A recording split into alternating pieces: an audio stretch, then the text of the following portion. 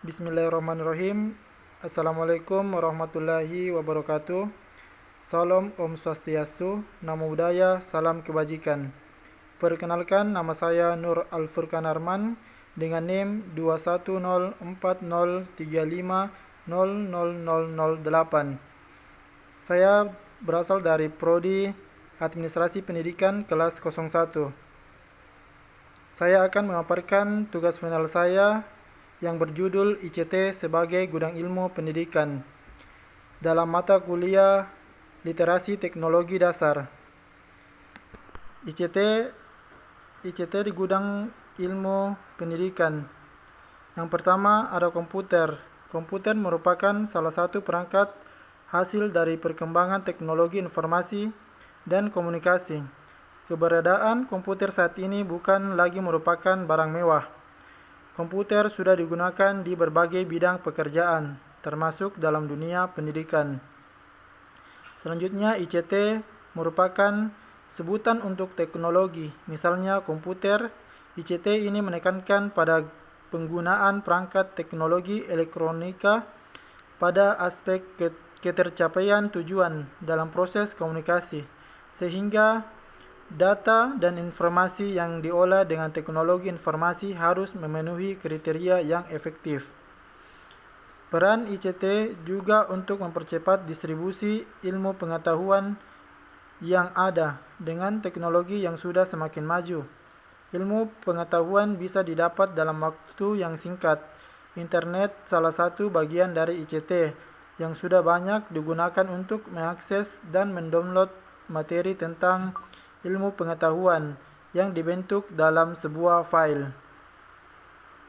Berdasarkan entitas dan propertiesnya, sistem informasi akademik merujuk pada seperangkat sistem dan aktivitas yang digunakan untuk menata, memproses, dan menggunakan informasi sebagai sumber dalam organisasi, atau Spreng dan Carlson, 1982. Keluaran berupa informasi yang dihasilkan oleh sistem ini akan mensuplai informasi kepada para pimpinan atau pembuat keputusan yang dapat diklasifikasikan pemanfaatan dan maksud yang berbeda-beda dalam Levin, Kirkpatrick, Rubin, 1982, seperti di bawah ini. Yang pertama, sistem informasi akademik untuk menghasilkan laporan di berbagai bidang kegiatan seperti akademik, keuangan, personel, distribusi mahasiswa di berbagai jurusan, dan lain-lain. Yang kedua, sistem informasi akademik untuk menjawab pertanyaan what if. Sistem informasi ini memanfaatkan informasi tersimpan yang perlu untuk mempertimbangkan konsekuensi tindakan. Dan yang terakhir, sistem informasi akademik untuk mendukung pengambilan keputusan, evaluasi, dan pengembangan sistem. Sistem ini mensuplai informasi untuk semua jenjang organisasi perguruan tinggi.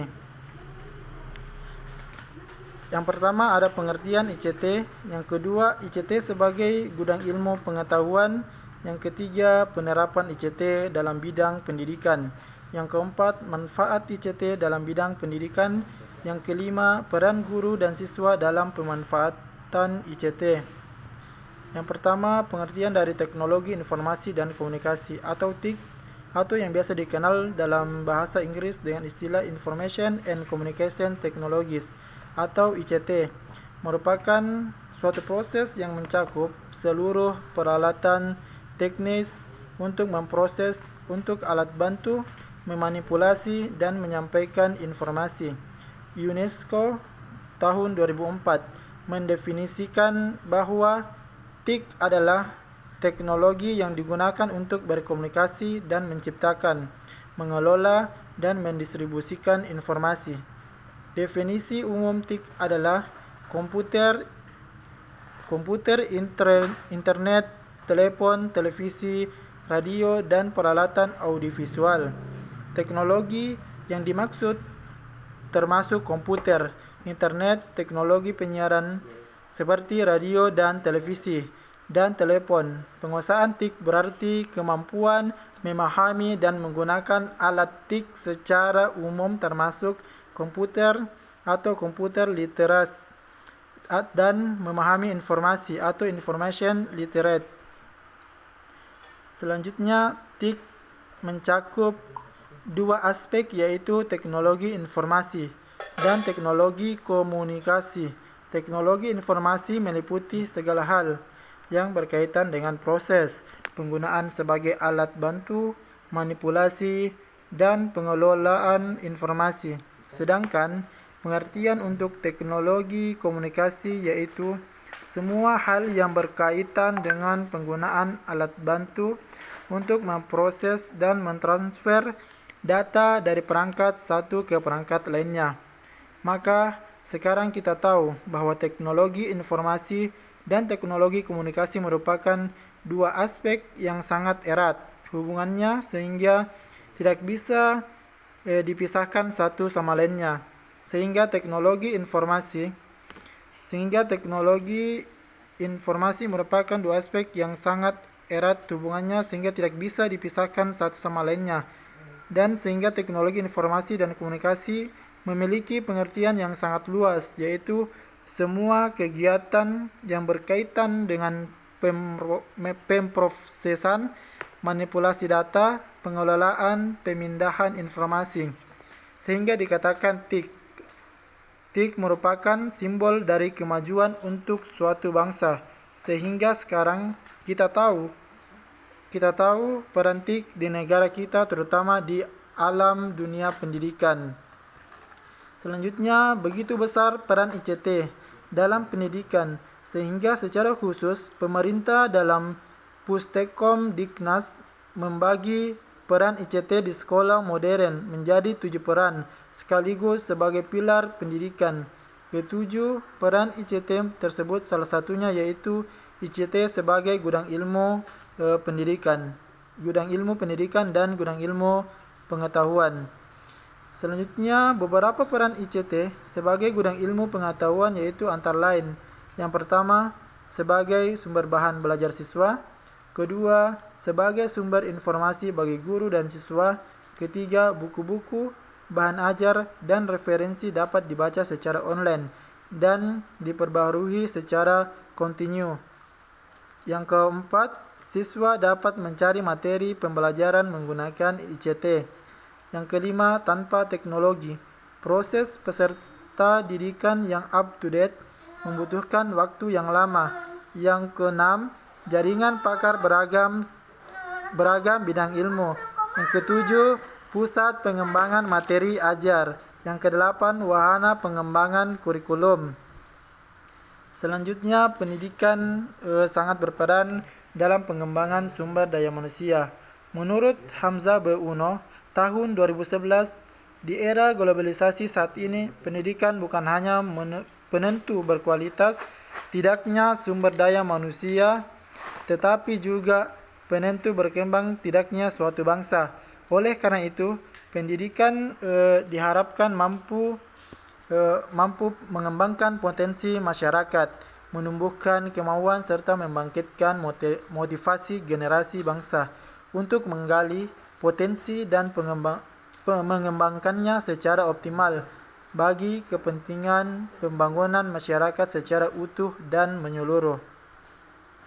Selanjutnya, dapat disimpulkan bahwa media pembelajaran adalah komponen integral dari sistem pembelajaran Hennig dan kawan-kawan pada tahun 2005 mengemukakan klasifikasi media yang dapat digunakan dalam kegiatan pembelajaran, yaitu sebagai berikut. Yang pertama, media yang tidak diproyeksikan, yaitu media yang tidak membutuhkan perangkat tambahan dalam implementasi pada proses pembelajaran. Yang kedua, media yang diproyeksikan, yaitu media yang membutuhkan perangkat dan teknologi tambahan untuk memproyeksikan materi pembelajaran. Yang ketiga, media audio, yaitu media yang memanfaatkan audio atau suara untuk menyampaikan materi pembelajaran. Yang keempat, media video dan film, yaitu media yang memanfaatkan video yang diputar secara berulang untuk menyampaikan materi pembelajaran. Yang kelima, komputer, yaitu media yang memanfaatkan komputer untuk menyampaikan materi pembelajaran dengan cara membuat desain khusus untuk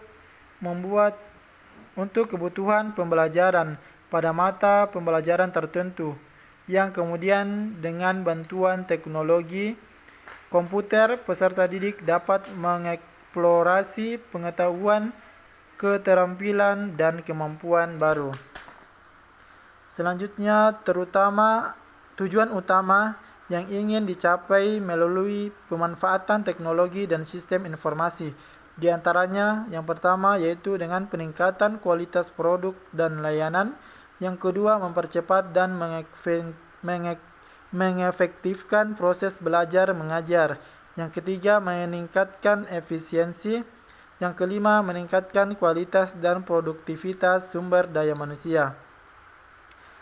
Selanjutnya, sebenarnya sasaran yang ingin dicapai melalui implementasi teknologi dan sistem informasi adalah guna menjawab tantangan yang dihadapi dalam suatu pembelajaran dalam era globalisasi, yaitu yang pertama, pengembangan peserta didik. Yang kedua, peningkatan kualitas pembelajaran. Yang ketiga, efisiensi dan efektivitas proses belajar mengajar. Yang keempat, sumber daya manusia untuk mencapai sasaran yang diinginkan dibutuhkan sistem informasi. Untuk mengaplikasikan fungsi teknologi menggunakan beberapa asas seperti asas praktis, efektif, dan efisien menjadi acuan-acuan utama. Artinya, kalau kehadirannya menciptakan kesulitan, menambah beban materi dan waktu, maka kehadiran TIK dinyatakan tidak memiliki fungsi. Tetapi hal ini tidak akan terjadi di era informasi ini, karena TIK memegang kendali suatu inovasi dalam segala bidang, di mana perangkat komunikasi nirkabel sudah merambah sampai ke pelosok perdesaan. Kehadiran teknologi ini harus digunakan sebaik-baiknya.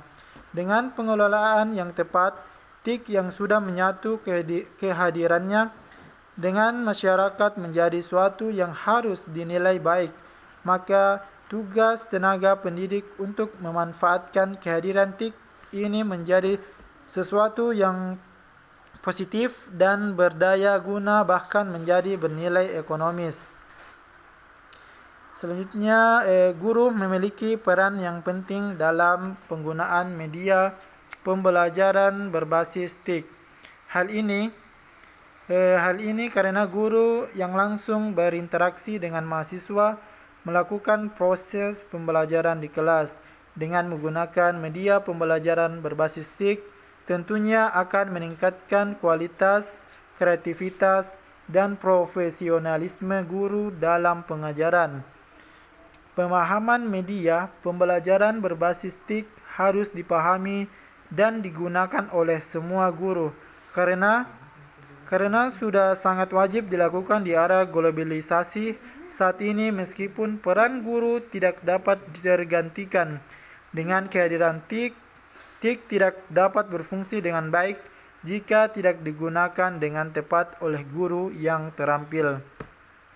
Dukungan dari pihak dinas terkait, kepala sekolah, komite sekolah dalam pengadaan sarana dan fasilitas yang memadai pembelajaran berbasis TIK sangat dibutuhkan agar tujuan pembelajaran dapat berjalan dengan maksimal di tengah kemajuan teknologi saat ini. Dan itulah tadi pemaparan dari saya tentang ICT sebagai gudang ilmu pendidikan. Lebih dan kurangnya mohon dimaafkan. Wabillahi taufiq wal hidayah. Wassalamualaikum warahmatullahi wabarakatuh.